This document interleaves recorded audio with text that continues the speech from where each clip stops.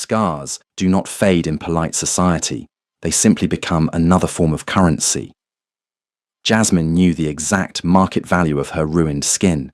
It bought her a duke who desperately needed her father's coal fortunes, and it bought his mistress the audacity to laugh at her in the middle of a crowded royal ball.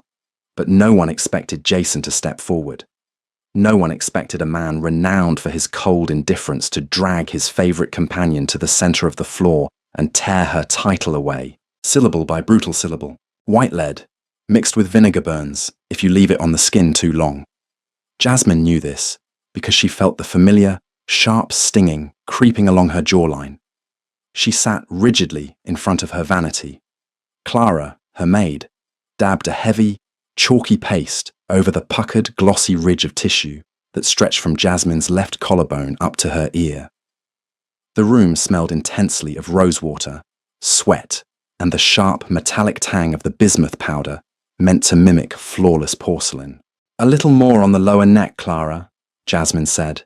Her voice was flat. She didn't look at the mirror.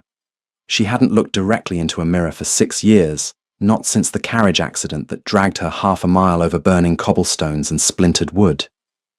The scar tissue was tight. It pulled uncomfortably when she turned her head to the right, a constant physical reminder of her own physical limits. When it rained, the skin ached with a dull, throbbing heat.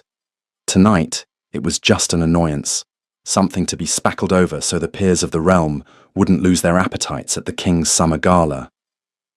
The heavy oak door to her dressing room clicked open. The brass hinges gave a low whine. Jason walked in. He didn't knock. He was the Duke of Penrith. He didn't knock on doors in his own house. He smelled of saddle leather, stale rain, and the faint, sweet trace of bergamot. It was an expensive scent. It was also the scent Genevieve wore. Jasmine caught his reflection in the edge of the glass. Tall, broad-shouldered, dressed in immaculate midnight blue velvet that swallowed the candlelight. His face was a study in aristocratic boredom. Hard jaw, pale eyes that gave away absolutely nothing. They had been married for 2 years. She could count the number of times they had shared a bed on one hand, and all of those occasions had felt like business transactions negotiated in the dark. He got her father's coal mines. She got a coronet that effectively commanded people to look at her title instead of her face. "The carriage is waiting," Jason said.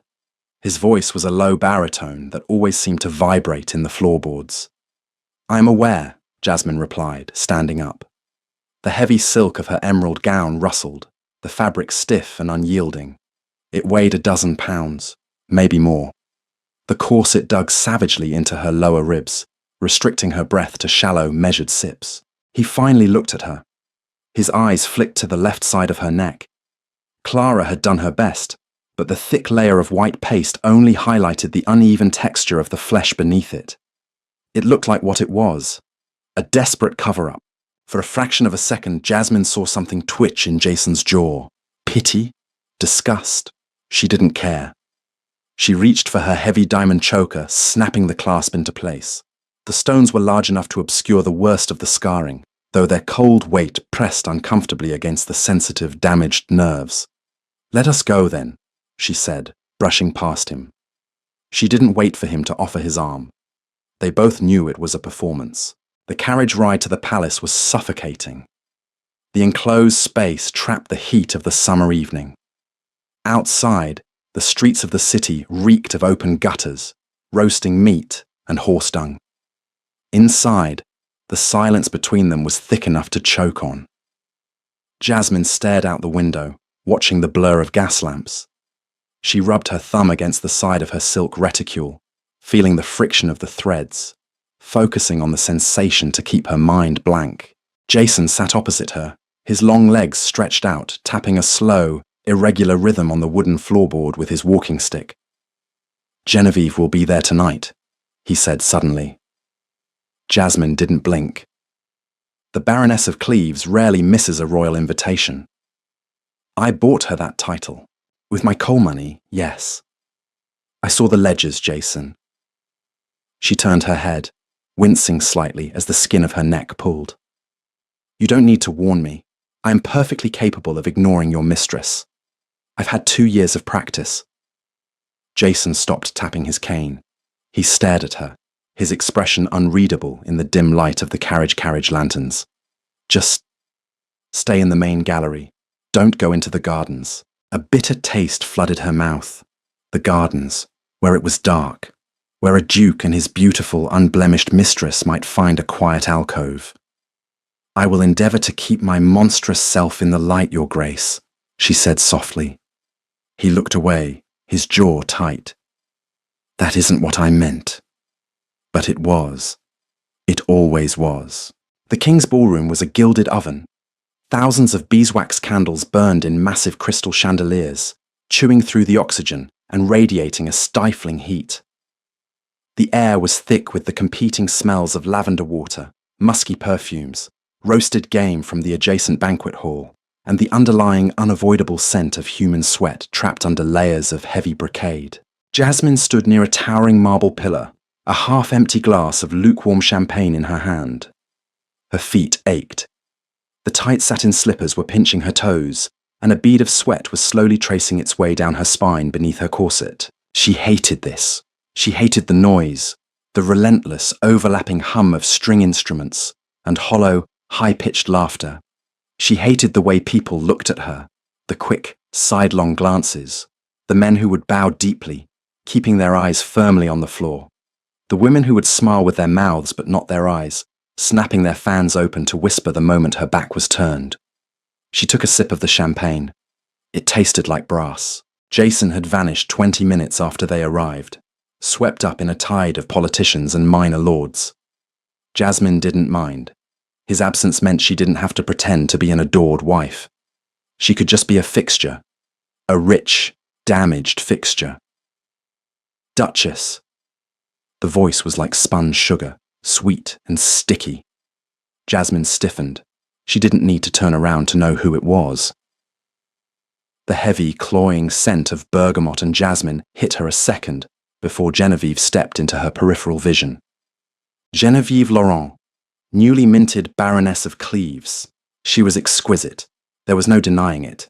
Skin like poured cream, heavy dark hair swept up in an elaborate, gravity-defying style laced with pearls, and a gown of crushed crimson velvet that hugged every curve of her body. She looked like a predator, dressed as a confection. Jasmine turned slowly, the heavy silk of her dress dragging on the parquet floor. Baroness. Genevieve smiled. It was a vicious little thing, all teeth.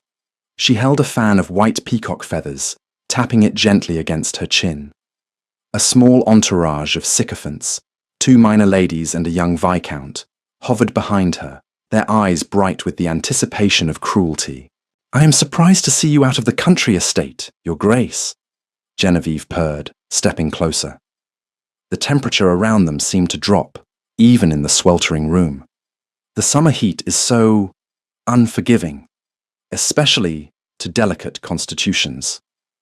My constitution is quite robust, thank you, Jasmine said, keeping her voice level. She wanted to walk away. Her chest felt tight.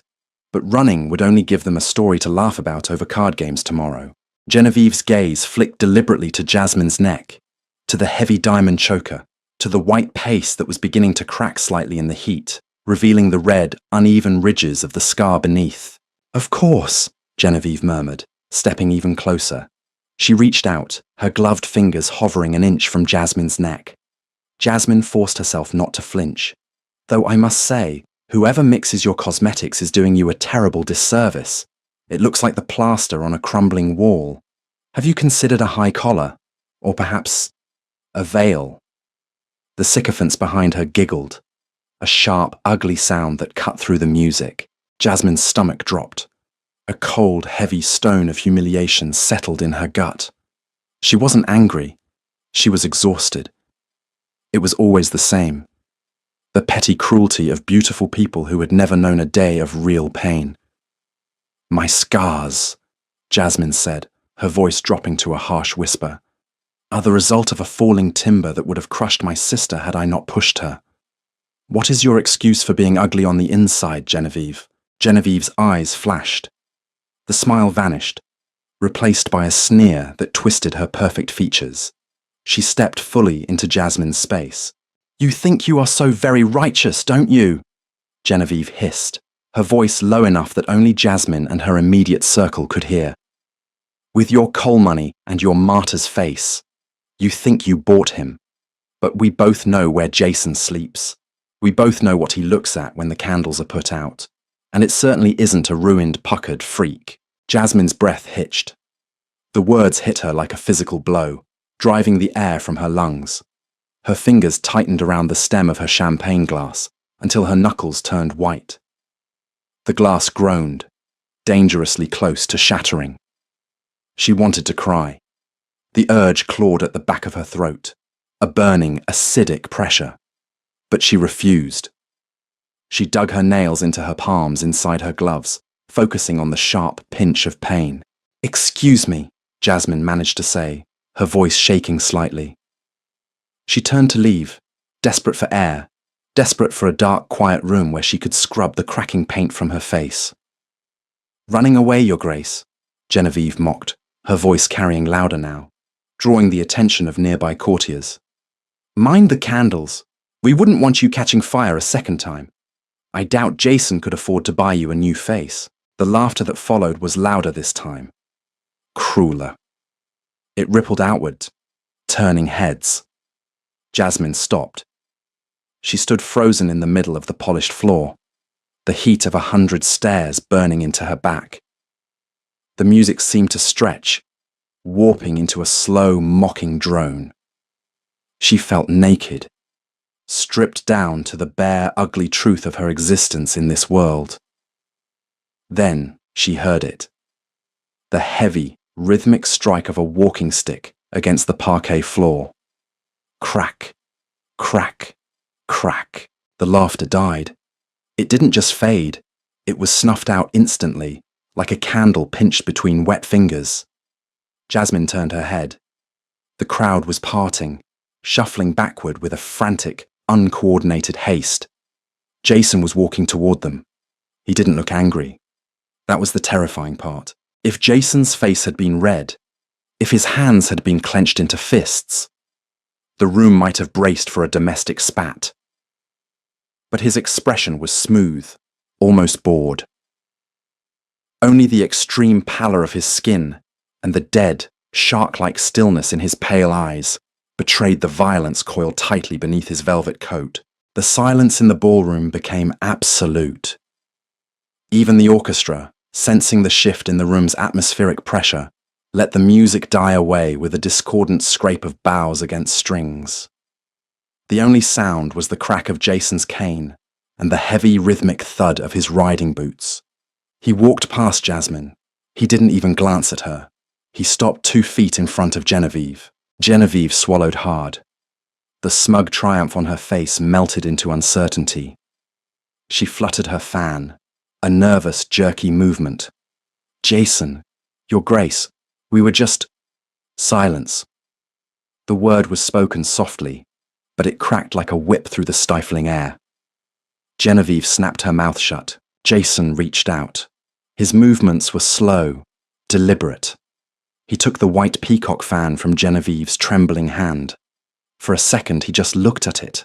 Then, with a sudden savage twist of his wrists, he snapped the ivory core in half. The sharp crack echoed off the painted ceiling. He dropped the broken pieces at Genevieve's feet. 2 years ago, Jason began. His voice a low, carrying rumble that reached every corner of the frozen ballroom. "I purchased the estate of Cleves. I paid the crown's debts on those lands, and in return, I was granted the right to bestow the tenancy and the minor title attached to it upon whomever I pleased." Genevieve's eyes widened in sheer panic. The colour drained from her face, leaving her rouge looking stark and clownish against her pale skin.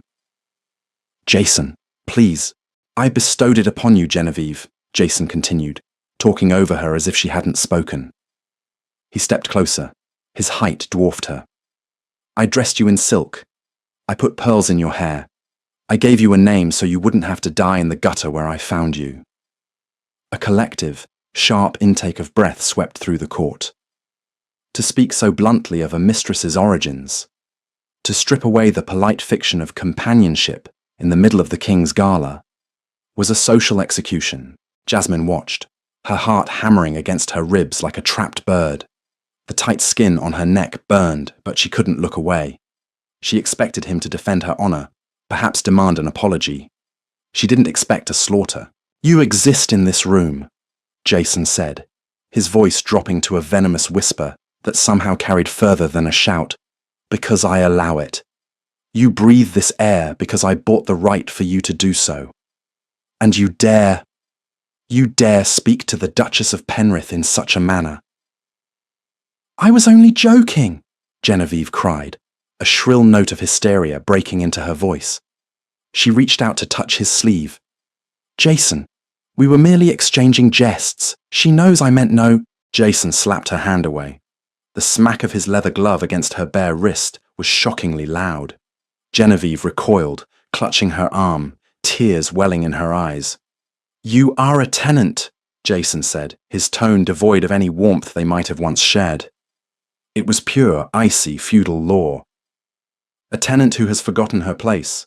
I am calling in the debt." He turned slightly, raising his voice toward the dais at the far end of the room where the king sat, watching the spectacle with a mixture of shock and morbid fascination. "Your Majesty," Jason called out, bowing deeply, leaning on his cane. "I formally petition the crown. The tenancy of Cleves is hereby revoked. The lands return to my direct holdings." The king, a pragmatic man who owed Jason millions in war loans, merely cleared his throat and nodded slowly. "Noted, Penrith. The clerks will file it tomorrow." Jason turned back to Genevieve. She was shaking now, her chest heaving as the reality of the situation crushed down on her. "You are no longer the Baroness of Cleves," Jason said quietly. "You are Genevieve Laurent, and you are trespassing." Genevieve let out a choked sob. "Jason, you can't do this. My home, my clothes.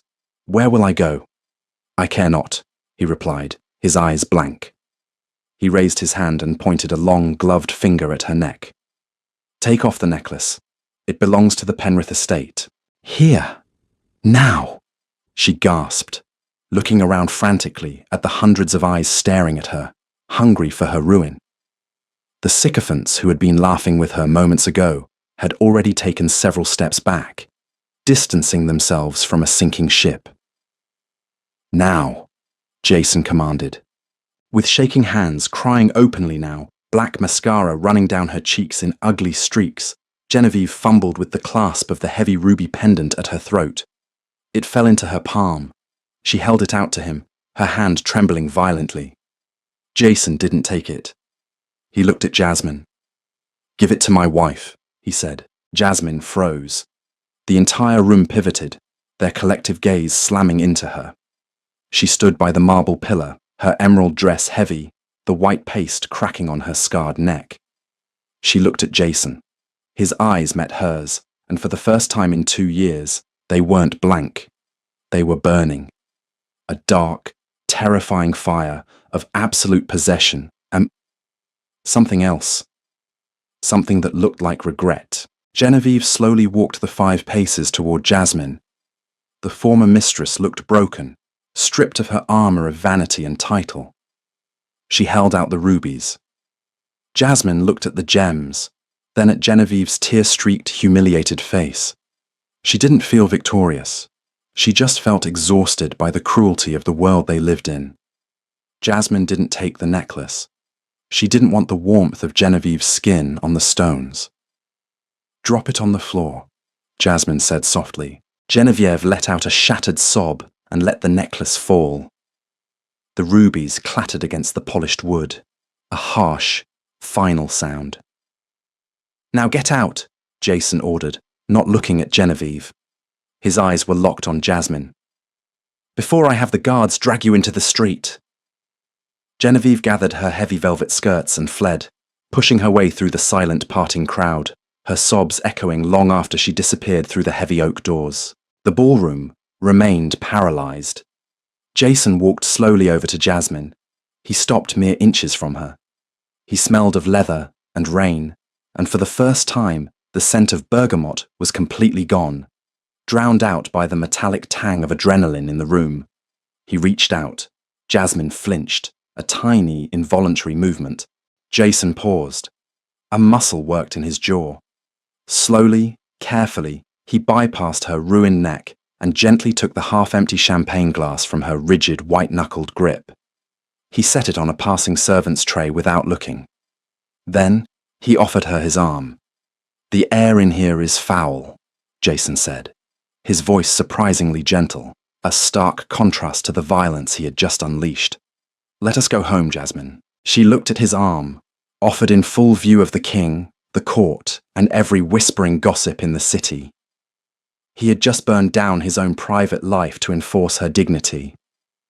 Slowly, carefully, she placed her gloved hand on his velvet sleeve. "Yes," she whispered, her voice rough. "Let's." Cobblestones jarred the carriage wheels, sending a brutal vibration up Jasmine's spine. Every jolt drove the rigid whalebone of her corset deeper into her ribs. The journey back to Penrith House was executed in a suffocating, impenetrable quiet. Jason sat opposite her in the gloom. He did not speak. He did not attempt to hold her hand or offer a platitude. He merely stared out the rain-streaked window, his profile a harsh silhouette cut out of the passing gaslight. The violence of his actions at the ballroom had settled, leaving behind a cold, heavy pressure in the cramped space. Jasmine closed her eyes. Her neck burned. The thick layer of white lead and bismuth paste had dried out completely in the heat of the gala, cracking like old porcelain. Sweat had seeped underneath the cosmetic plaster, irritating the raw, sensitive nerve endings of her scar. She wanted to scratch at it until she bled. Instead, she kept her hands folded tightly in her lap, rubbing the pad of her thumb against the coarse seam of her silk glove. She did not know what to do with the man sitting across from her. For 2 years, he had been a phantom, a signature on a ledger, a nod across a dining table. Tonight, he had ripped a woman's life apart to spare Jasmine's pride. It made no sense. It terrified her. The carriage lurched to a halt in the inner courtyard of their townhouse. A footman opened the door, the sharp smell of wet pavement and horse lather rushing in. Jason stepped out first. He did not wait for the footman. He turned, offering his hand to Jasmine. His leather glove was damp from the rain. She placed her fingers in his, feeling the hard, calloused ridge of his knuckles. He helped her down with a brisk, utilitarian efficiency, then released her immediately. "Go to your rooms, Jasmine," he said, his voice flat, exhausted. "It is late." She didn't argue. She gathered her heavy emerald skirts and walked up the sweeping marble staircase. Her legs trembled with an unfamiliar fatigue.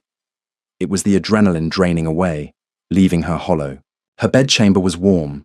A fire crackled in the grate, casting long dancing shadows against the flocked velvet wallpaper. Clara, her maid, stood by the vanity, holding a stack of linen towels and a jar of cold cream. Her eyes were wide, darting nervously. The gossip had undoubtedly beaten them home. Footmen talked to drivers, drivers talked to maids. The entire household likely knew the Duke had stripped his mistress of her title in front of the king. "Your Grace," Clara whispered, stepping forward to unhook the heavy diamond choker. "Leave it," a voice commanded from the doorway. Jasmine spun around, a sharp spike of pain shooting up the stiff side of her neck. Jason stood in the threshold. He had removed his velvet coat. He wore only his waistcoat and a white linen shirt.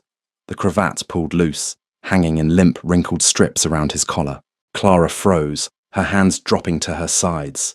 Dukes did not enter their wives' bedchambers unannounced, and they certainly did not dismiss the lady's maid during the undressing. "Leave us," Jason said, stepping into the room and closing the heavy oak door behind him with a solid, echoing click. Clara curtsied hastily and scurried out through the adjoining dressing room, shutting the door behind her. Jasmine backed up against the edge of her vanity, the hard mahogany bit into her hips. "What are you doing, Jason?" He didn't answer right away. He walked over to the washstand. A heavy porcelain pitcher sat beside a matching basin. He lifted the pitcher and poured hot water into the bowl. Steam curled into the cool air, carrying the faint medicinal scent of carbolic soap. He picked up a clean linen cloth, dipped it into the steaming water, and wrung it out until his knuckles turned white. "Sit down," he said softly, turning to face her. "I can manage my own toilette," she snapped, her voice trembling. The thought of him touching her, touching the ruined flesh he had ignored for 24 months, sent a wave of cold panic through her chest. "You have played the valiant defender enough for one evening. You may drop the act." Jason stopped.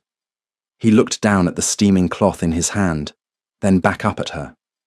His pale eyes were heavily shadowed, rimmed with red.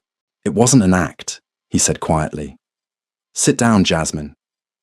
She hesitated, her heart hammering against her ribs, but her knees were betraying her. The sheer weight of the gown and the exhaustion of the night forced her compliance. She sank onto the padded vanity stool, gripping the edges of the seat so tightly her fingers ached. Jason stepped behind her. She watched his reflection in the mirror. He moved with a careful, almost painful deliberation. He reached out, his large hands hovering over her collarbones. With a soft click, he unfastened the diamond choker. The heavy stones slid away, pooling on the vanity top like chips of ice. Without the necklace, the scarred flesh was fully exposed. The white paste was fractured, revealing the angry, ridged tissue beneath. It looked worse now, half crumbled and grotesque. Jasmine squeezed her eyes shut, turning her head away, unable to look at her own reflection, unable to look at him looking at it. "Don't," he whispered. He placed a hand gently on her uninjured shoulder. It was a heavy, grounding weight. With his other hand, he brought the warm, damp linen to her jawline. Jasmine sucked in a sharp breath as the heat hit her skin. The lead paste was stubborn. It required friction. Jason was methodical, his touch surprisingly light, but the necessary rubbing still sent flares of dull pain through the tight skin. He washed away the chalky white mask in silence. The room was terribly quiet, save for the crackle of the fire and the soft, rhythmic slosh of the cloth being rinsed in the porcelain basin. He rinsed and wiped, until the water in the bowl was cloudy and grey. When he finally stopped, Jasmine opened her eyes. In the mirror, her neck was bare. The scar was a violent, glossy pink against her pale skin, a jagged map of trauma stretching from collarbone to earlobe. It was ugly. It was real. Jason stood behind her, looking at the reflection of the scar. He didn't flinch. He didn't look away. He reached out with his bare hand, his fingers tracing the air a millimeter above the raised tissue. He didn't touch it. He seemed to know the skin was too tender, too raw from the scrubbing. "It tightens in the cold, doesn't it?" he asked. His voice was a low rumble in the quiet room. Jasmine swallowed hard, fighting the sudden, humiliating sting of tears. "Yes. And the weight of the necklaces, it presses on the bone." "Yes." Her voice broke on the word. Jason dropped his hand. He stepped back, gripping the back of her vanity chair. "I have been a coward," he said to the mirror, not meeting her eyes. "I married you because Penrith was drowning in debt. I took your father's money, and I looked at your face, and I saw a woman who would require more from me than I knew how to give. So I stayed away. I bought Genevieve because she was empty, because she required nothing but gold and silk." Jasmine stared at his reflection. The brutal honesty of his words stripped away the last of her defenses. He wasn't pretending to love her. He was admitting his own shallow, pathetic weakness. "Why tonight, then?" she asked, her voice raspy. "Why ruin her? Why ruin your comfortable, empty arrangement?" Jason looked down at her. "Because I saw you standing there, letting them tear you apart. You, who pulled your sister from a collapsing carriage. You, who wear a dozen pounds of silk and jewels to hide a wound that would have killed a lesser man, just to appease the sensibilities of a court full of parasites." He leaned closer, his voice dropping to a harsh, ragged whisper. "I watched her mock you, and I realized the monster in the room wasn't the woman with the scars. It was the man who put her in the position to be laughed at." He turned away, tossing the damp cloth into the basin. "I will sleep in the west wing tonight, Leave your door unlocked only if you wish for the maids to enter in the morning. Good night, Jasmine. He walked out, closing the door softly behind him, leaving her alone with the smell of wet linen, carbolic soap, and a trembling, terrifying sense of hope. Morning arrived violently. A summer storm battered the tall windows of the bedchamber, rain lashing against the glass in heavy, erratic sheets. The sky was the colour of bruised iron. Jasmine woke with a start, her body stiff. She had slept poorly, her dreams a fractured collage of snapping peacock feathers, tumbling rubies, and the smell of hot water. She sat up, wincing as the skin of her neck pulled tight. The scrubbing from the night before had left the scar tissue inflamed and throbbing. She rang for Clara, opting for a simple, high-necked morning dress of soft grey wool. No corset, no cosmetics. She could not bear the constriction today.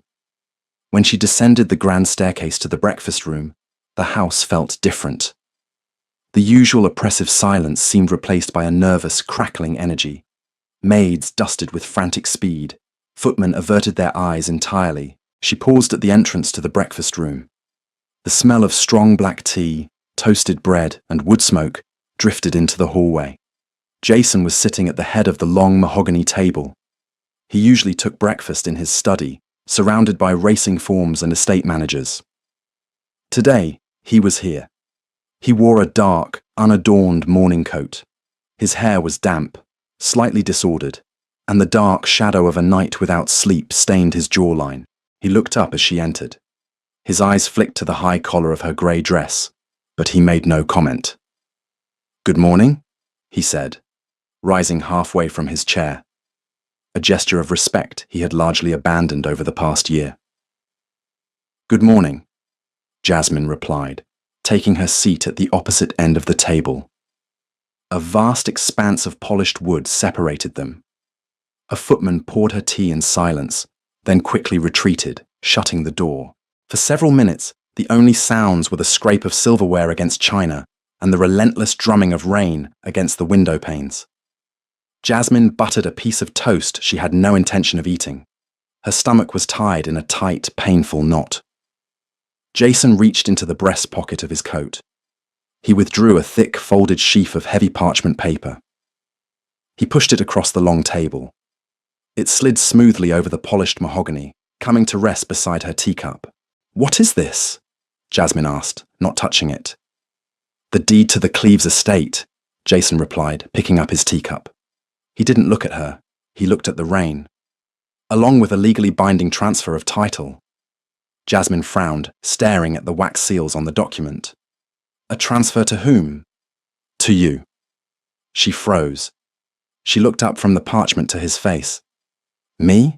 It is a wealthy estate, Jasmine. The tenant farms alone yield a significant income. The manor house is small, but modern. I had the solicitors draft the transfer at dawn. It is in your name entirely, unencumbered by the Penrith holdings. Should you ever wish to leave this marriage, the income from Cleves will ensure you never have to ask your father, or me, for a single sovereign." The cynical armour Jasmine had worn for 2 years flared to life. A defence mechanism against a world that traded in favours and flesh. "Is this gilt money, Jason?" she asked, her voice dropping, vibrating with sudden anger. She finally picked up the parchment, the thick paper rough against her fingertips. "Are you paying a toll for your conscience? You humiliate your mistress, so you buy me a country house to balance the ledger?" Jason set his teacup down. It rattled slightly against the saucer. "It is not a toll." "Then what is it?" She stood up, tossing the deed back onto the table. It landed with a heavy, insulting slap. "I am not one of your tenants, Jason. You cannot toss a deed at me to make up for 2 years of neglect. I was bought and paid for on our wedding day. Do not try to purchase my forgiveness now." Jason stood up as well. The chair scraped harshly against the floorboards. He didn't yell. He didn't advance on her. He stayed exactly where he was, gripping the edge of the table. "I am not buying your forgiveness, Jasmine," he said, his voice strained, stripped of its usual aristocratic polish. "I know I don't deserve it. I am giving you an exit. I am giving you the means to walk away from me, because God knows I have given you every reason to." Jasmine stared at him. Her chest rose and fell rapidly. She expected anger, defensiveness. She expected the cold, impenetrable Duke. She did not expect a man standing in the wreckage of his own pride, handing her the matches. "And what if I don't want an exit?" The words slipped out of her mouth before she could stop them, rough and quiet. Jason went perfectly still. The silence in the room stretched, thick and fragile, broken only by the rain. He slowly let go of the table. He walked down the length of the room. He didn't stop until he was standing a foot away from her. The scent of rain, wool, and masculine soap filled her senses, overriding the smell of the black tea. He looked down at her. His eyes searched her face, mapping the exhaustion around her eyes, the stubborn set of her jaw, and finally, the high collar of her dress that hid her trauma. "Then I will spend the rest of my life trying to earn the right to stay in the room," he said softly. He didn't try to touch her. He didn't offer a dramatic embrace.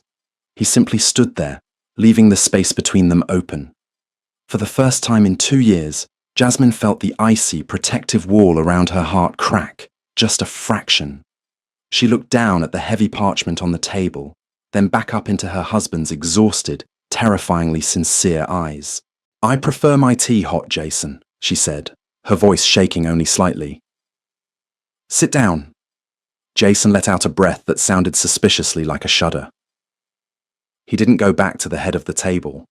He pulled out the chair immediately to her right and sat down beside her. Rain continued to assault the city for 3 consecutive days, trapping London beneath a bruised, weeping sky. Inside Penrith House, the atmosphere had undergone a seismic, uncomfortable shift. The grand townhouse, once a cavern of isolated echoes where husband and wife navigated around each other like ships in the fog, suddenly felt dangerously small. Jason was everywhere. He no longer sequestered himself in the West Wing. His heavy, booted tread measured the length of the main corridor. The distinct scent of his cheroot smoke, a dry, sharp mix of spiced tobacco and cedar, clung to the velvet upholstery in the morning room.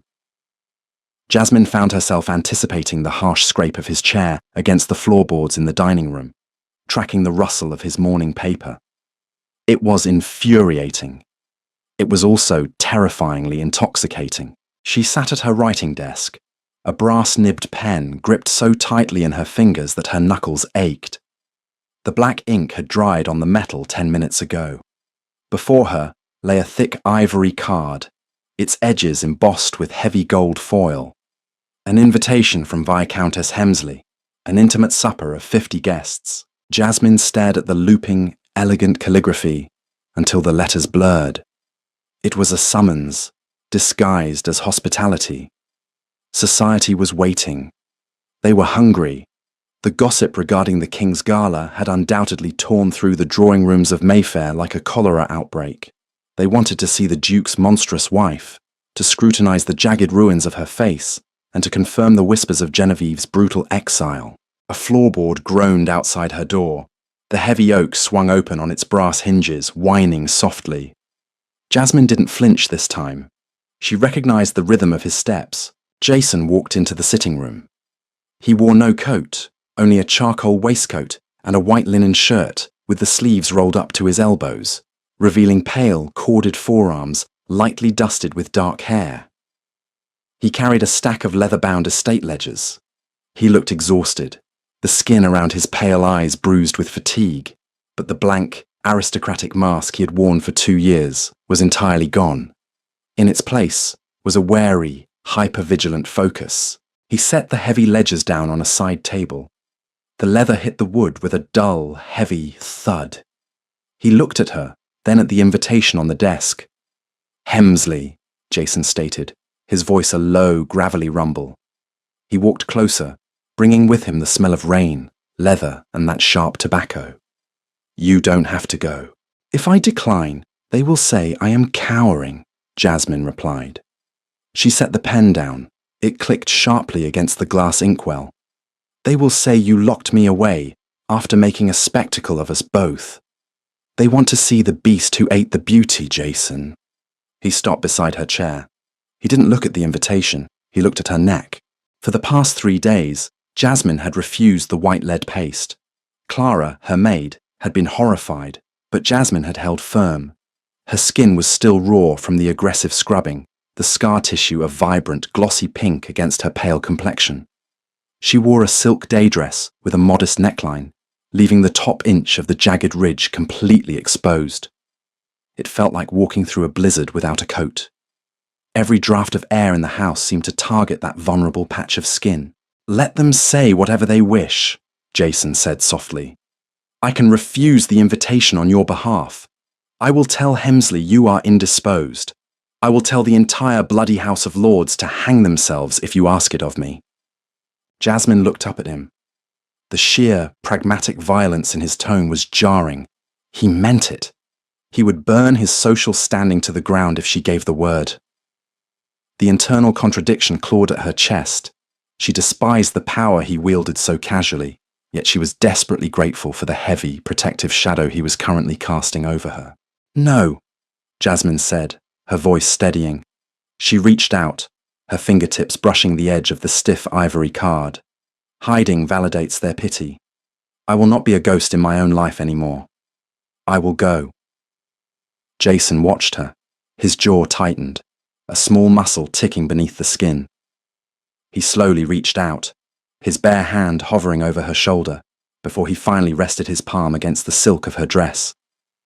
The heat of his skin seeped through the fabric, grounding her. "Then I will be right beside you," he murmured. "And if anyone looks at you with anything less than absolute reverence, I will tear this city apart." The carriage ride to Hemsley House lacked the suffocating, silent hostility of their previous journeys. Instead, a tense, shared electricity filled the enclosed space. The smell of wet asphalt and horse lather seeped through the floorboards, mingling with the subtle scent of Jason's shaving soap. Jasmine wore a gown of deep, midnight blue velvet. It was heavy, but lacking the tortuous crinoline cages she usually employed as armor. She wore no diamonds, no high collars. She wore a simple, dark velvet ribbon tied loosely around her throat. It did not hide the thick, puckered ridge of scar tissue that crawled from her collarbone toward her jaw. It merely framed it. It was a calculated risk. A declaration of war. Jason sat opposite her, his long legs stretched out. He wore formal evening attire, severe and immaculate, his pale eyes tracking the gas lamps passing by the window. He hadn't commented on her lack of cosmetics. He had simply offered his arm, his grip a fraction tighter than usual. When the footman announced them at the doors of the Hemsley dining room, the ensuing silence was absolute. Dozens of crystal glasses froze halfway to waiting mouths. The overwhelming stench of roasted pheasant, heavy claret, and a cloying mix of floral perfumes seemed to curdle in the stifling heat of the room. 50 pairs of eyes pivoted, locking onto the Duke and Duchess of Penrith. Viscountess Hemsley, a woman whose smile resembled a razor blade, recovered first. She surged forward in a rustle of chartreuse silk. "Your graces," she purred, her eyes darting greedily to Jasmine's exposed neck, before snapping up to her face. "How perfectly thrilling to have you. We were beginning to fear the summer damp had kept you indoors." "My wife's constitution is exceptional, Margaret," Jason replied smoothly, his voice carrying easily over the muted hum of the room. He did not let go of Jasmine's arm. "She merely requires worthwhile company to venture out."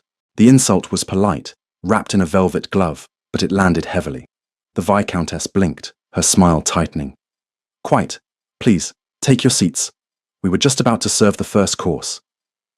The seating arrangement was a masterpiece of social sabotage. Jason was placed near the head of the table, flanked by aging politicians. Jasmine was seated halfway down the long expanse of mahogany, directly across from Lady Cordelia Hastings, a known confidant of the exiled Genevieve. Jasmine arranged her heavy napkin in her lap. The silver cutlery felt cold and heavy in her hands. She kept her spine rigidly straight, her chin tipped up. She could feel the stares. They were a physical weight, prickling against her skin like static electricity. 2 courses passed in a tense, manufactured hum of polite conversation. The soup tasted like warm seawater. The fish was ash in Jasmine's mouth. She drank half a glass of burgundy, letting the dry, tannic heat settle her stomach. "I must say, Your Grace," Lady Cordelia's voice sliced through the chatter, bright and impossibly loud. The conversations immediately adjacent to them died away. "Your choice of adornment this evening is delightfully austere. It takes a certain, shall we say, bravery to eschew the powder jar in town." The silence rippled outward, infecting the rest of the table. Jasmine felt the heat rush to her neck. The throbbing in her scar intensified, a phantom burning. She glanced down the table. Jason had stopped moving. His knife was frozen above his plate. His pale eyes locked onto Lady Cordelia with the predatory stillness of a wolf.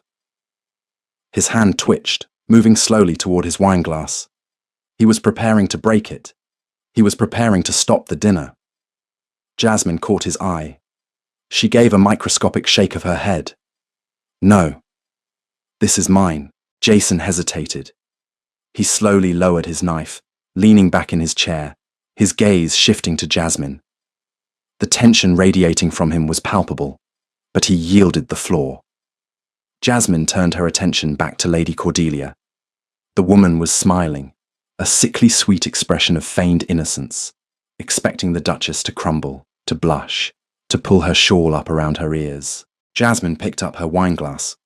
She took a slow, measured sip, relishing the bitter taste of the grapes. She set it down with a sharp clink against the crystal coaster. "Cosmetics, Lady Cordelia, are designed to hide flaws," Jasmine said. Her voice was not loud, but the absolute stillness of the dining room carried every syllable perfectly. She kept her tone flat, grounded, bleeding of all emotion. "They are meant to construct an illusion. I survived a carriage collapsing on top of me. I dragged my sister from the wreckage with a broken collarbone. I wear this scar because I earned it." She leaned forward slightly, resting her forearms on the edge of the heavy mahogany table. "I see no reason to spackle over it like a crumbling parlour wall, just to spare the delicate digestions of this room. Though," Jasmine added, her lips curving into a cold, cynical smile, "I must commend your own heavy application of rouge this evening, Cordelia. It distracts quite wonderfully from the malice." A sharp, collective intake of breath sucked the remaining oxygen from the room. Somewhere down the table, a fork clattered loudly onto a china plate. Lady Cordelia's mouth opened, closed, and opened again. The heavy pink rouge on her cheeks suddenly stood out starkly against her rapidly paling skin. She looked to her left, then her right, seeking an ally. Everyone was staring at their plates. No one wanted to catch the shrapnel. Jasmine looked down the table at Jason. The Duke of Penrith was leaning back in his chair, his arms crossed over his chest. The dangerous, violent edge had vanished from his posture. In its place was a look of profound, devastating awe. He wasn't smirking. He was staring at her as if he had just discovered water in a desert. He raised his wineglass, holding her gaze, and tipped it slightly in a silent, solitary toast. Jasmine felt a sudden, fierce warmth bloom in her chest, entirely separate from the wine. She reached for her silver fork, slicing neatly into the roasted pheasant on her plate. The gilded cage hadn't broken, but for the first time in 2 years, Jasmine was the one holding the key. The carriage ride back to Penrith House was completely devoid of the suffocating tension that had defined their marriage. Instead, a heavy, exhaustion-laced quiet filled the space. The adrenaline of the dinner party had burned off, leaving Jasmine hollowed out and shivering slightly. The night air had turned sharp, and the drop in temperature made the tight skin of her neck throb with a dull, rhythmic ache. Jason did not look out the window this time. He watched her. He didn't stare with the invasive curiosity of the society matrons. His gaze was anchored, steady, taking in the rigid set of her shoulders and the slight tremor in her hands where they lay folded in her lap. When the carriage jolted over a rut in the cobblestones, Jasmine winced, a sharp breath hissing through her teeth as the heavy velvet collar of her gown chafed against the sensitive, glossy ridge of her scar. Jason shifted. He reached across the cramped space, his large hands closing over hers. His palms were warm, the leather of his gloves discarded somewhere on the seat. "We are almost home," he said. The gravelly rumble of his voice vibrated in the small cabin. Jasmine looked down at his hands covering hers. It was a simple gesture, yet it carried the weight of a staggering surrender. She didn't pull away.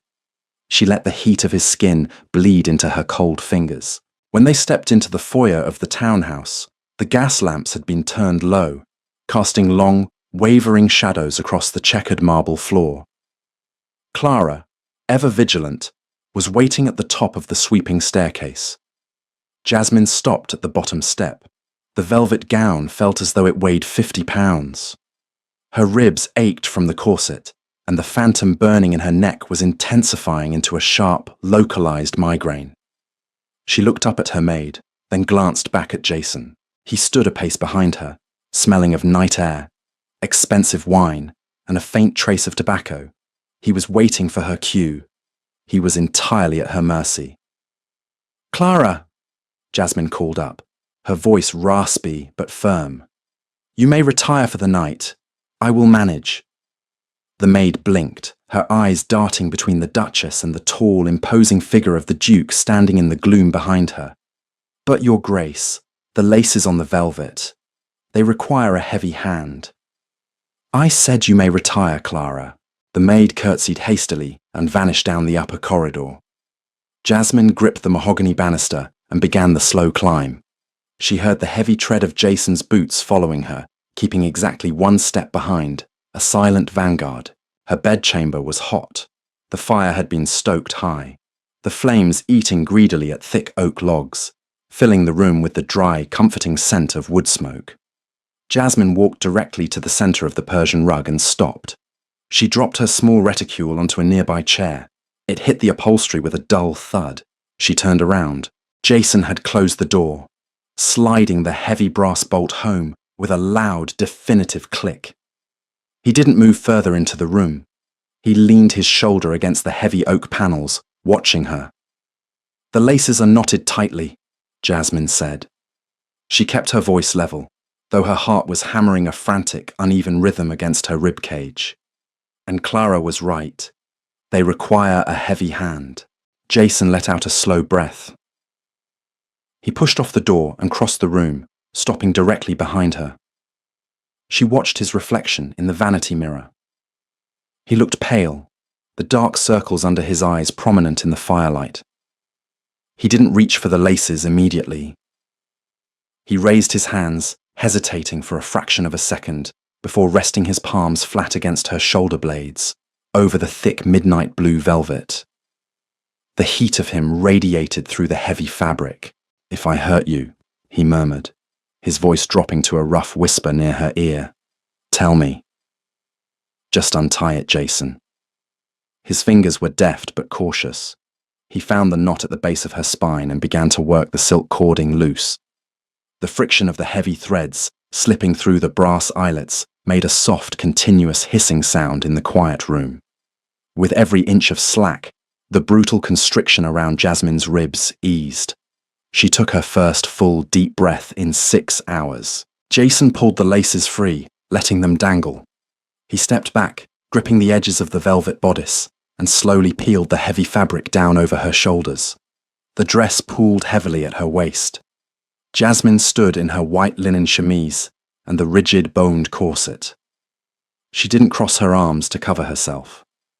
She kept her spine straight, forcing herself to look at their reflection in the glass.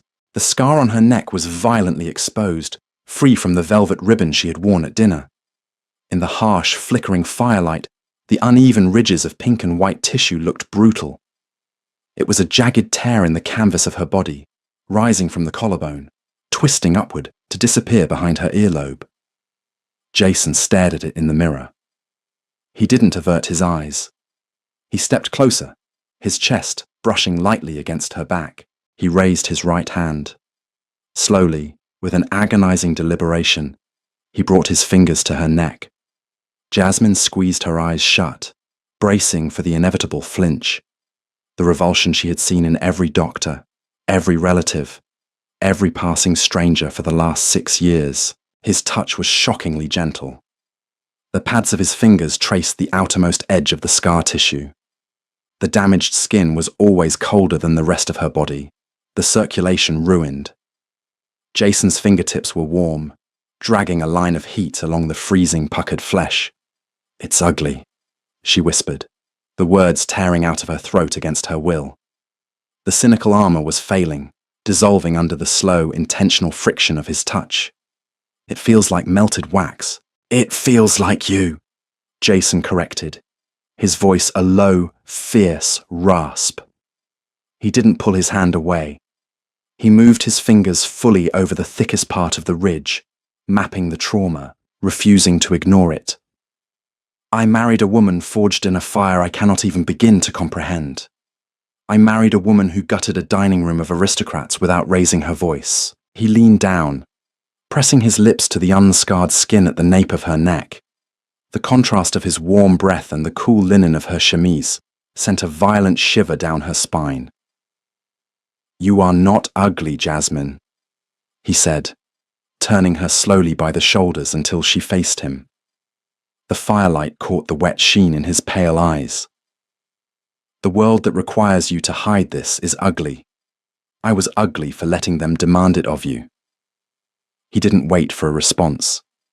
He leaned in and kissed her. It wasn't a tentative, questioning kiss. It was heavy, desperate, and entirely grounding.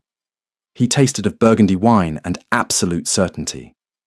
Jasmine let out a small, fractured sound, her hands coming up to grip the lapels of his waistcoat. The fabric was coarse under her fingertips. She held on tightly, anchoring herself to the solid, undeniable reality of him, letting the ghost of the transaction they had entered 2 years ago burn away in the heat of the firelit room. November arrived in London with a vicious biting frost. The window panes of Penrith House were rimmed with thick crystalline ice that fractured the weak morning sunlight into sharp prisms. Jasmine sat at the heavy mahogany desk in Jason's study, a thick woolen shawl wrapped securely around her shoulders. The fire in the grate was roaring, a massive pile of anthracite coal radiating a blistering dry heat into the room. She hated the cold. The drop in temperature made the scar tissue on her neck contract. It felt as though a tight leather strap was being slowly ratcheted tighter around her throat, pulling the skin until it ached with a deep, bone-deep throb. She rubbed 2 fingers against the base of her collarbone, massaging the stiff tissue. The heavy oak door opened. Jason walked in, carrying a stack of Morning Post and a small ceramic jar. He wore a heavy tweed jacket, smelling faintly of the damp, freezing fog outside and the leather of his riding tack. He took one look at her hand pressing against her neck and bypassed his own desk entirely. He walked up behind her chair, setting the mail down. He unscrewed the lid of the ceramic jar. The sharp, medicinal scent of camphor, beeswax, and wintergreen flooded the air. "Lean back," he instructed quietly. Jasmine sighed, dropping her pen and leaning her head against the high leather back of the chair. Jason scooped a small amount of the heavy salve onto his fingers, rubbing them together to warm the ointment before pressing it gently into her skin. He worked the salve into the scar tissue with firm, methodical pressure. The camphor burned slightly, a cool, penetrating fire that seeped under the skin, loosening the tight, agonizing grip of the contracted tissue. Jasmine closed her eyes, letting out a long, shaky breath as the pain finally began to recede. "Better?" he asked, his thumbs resting heavily on her collarbones. "Much," she murmured. "Thank you." There was no embarrassment between them anymore. The physical reality of her injury was no longer a taboo subject, a monster locked in the attic. It was simply a part of their daily routine. On the bad days, he massaged the salve into her neck. On the good days, she forgot the scar was there entirely. Jason wiped his hands on a linen cloth and walked around the desk, leaning his hip against the edge of the mahogany wood. He picked up a heavy, wax-sealed document from the stack of mail. "The final drafts arrived from the solicitors this morning," Jason said, tapping the heavy parchment against his thigh. Jasmine opened her eyes, sitting up straighter. "Regarding the Northern coal leases?" "Yes." He tossed the document onto the desk in front of her. "I had them restructure the contracts. The holding company is no longer solely under the Penrith estate. It's a joint tenancy. Jasmine stared at the legal script, her eyes catching her own name, printed in bold black ink right beside his. Jason Penrith, Duke, and Jasmine Penrith, Duchess. It wasn't a country estate offered as an exit strategy. It was half of his entire industrial empire, legally bound to her signature. It was absolute, undeniable equity. "The board of directors is going to have a stroke, Jason," she said, a dry, cynical smile curving her lips. "They do not like women meddling in the soot." "Let them," Jason replied, crossing his arms over his chest, his pale eyes glinting with a sharp, feral satisfaction. "They can choke on it. You know the ledgers better than my chief accountant, and it was your father's infrastructure that built the Northern Rail lines. I will not have you treated as a silent partner in your own life." He reached out, brushing a loose strand of hair away from her face, his knuckles grazing the glossy edge of her scar, shiny with the camphor salve. Society had not forgotten the night of the King's Gala, nor the dinner at Hemsley House. But the whispers had changed. They no longer spoke of the ugly, scarred Duchess and the Duke's beautiful Mistress. They spoke of the Penriths with a wary, heavily guarded respect. They were a unified front, an impenetrable fortress of wealth and sharp, unapologetic edges. Genevieve had vanished to the continent, funded by a quiet, anonymous trust that Jasmine had insisted upon, not out of forgiveness, but out of a pragmatic refusal to carry the guilt of another woman's absolute ruin. Jasmine looked down at the contract, then up at the man standing in front of her, the Duke who had bought her with a title, and the husband who had stayed to earn her respect. She picked up her brass-nibbed pen, dipped it carefully into the inkwell, and signed her name in bold, unflinching strokes across the bottom line.